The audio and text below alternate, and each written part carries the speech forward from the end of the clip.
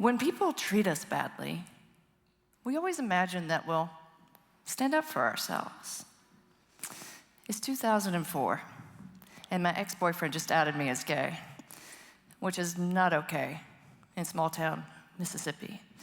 I'm sitting in a pew in a chapel on campus, looking up at the stained glass windows. And sitting next to me is my spiritual mentor, a man I deeply trust. I need him to absolve me in this moment. And then he says to me, if you continue to participate in a homosexual lifestyle, you will burn in hell. I'm numb. I can't hear anymore. I can't even speak. When he asked me if I'm still in a relationship with a woman, I lie. He thought he had saved me. His job was done. I had seen the light. But I felt gross. Instead of standing up for myself, I betrayed myself. So what does it really mean to be brave? I left that chapel with a weight on my chest, a weight I couldn't carry. So I decided to leave Mississippi with no intention of ever going back. I went to Florida State to get a third degree, nerd.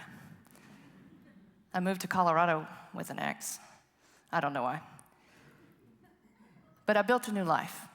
I made new friends. I fell in love. I was happy. But one day, I started bawling. I wanted to be close to my family again. So I made the tough decision to return to Mississippi. And y'all, it was hard. I'd been gone for 6 years. And I knew when I got back, I was gonna run into people who had mistreated me before.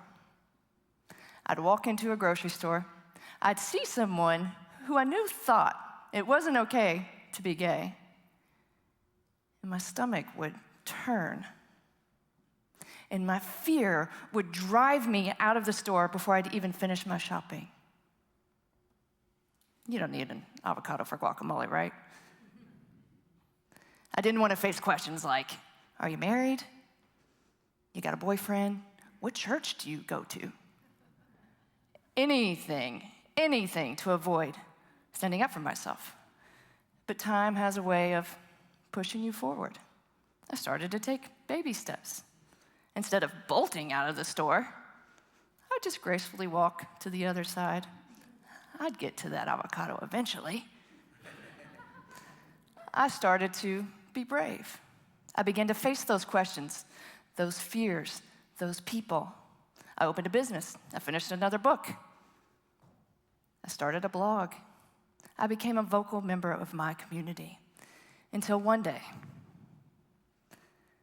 when it all came to a head. That man from the chapel, the one who told me I was destined for hell, walked into my business. There he was. My feet were frozen. There was no turning around and running out the back of the building. He asked me if we can talk. And I say, yes, but just give me a minute. And I run off to the bathroom. I lock the door behind me, and I'm shaking. Tears are pouring down my face. I cannot handle this moment. And then the still, strong voice inside of me said,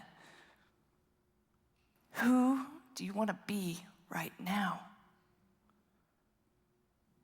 And I realized it wasn't him that I feared. I was afraid of not being true to myself.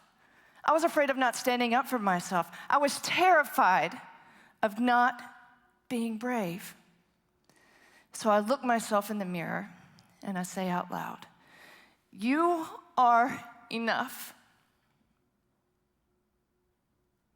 And I dried my tears. I took a deep breath. I walked back out front, and he stuck out his hand to shake mine. And I gave him a hug.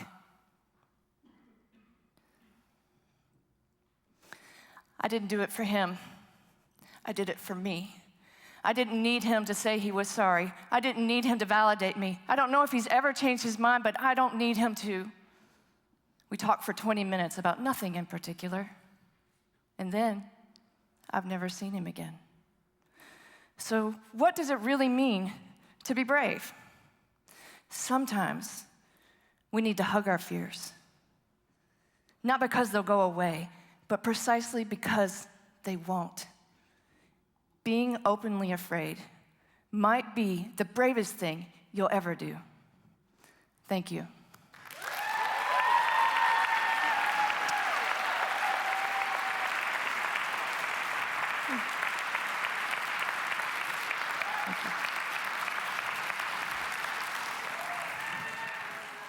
One speech can change your life.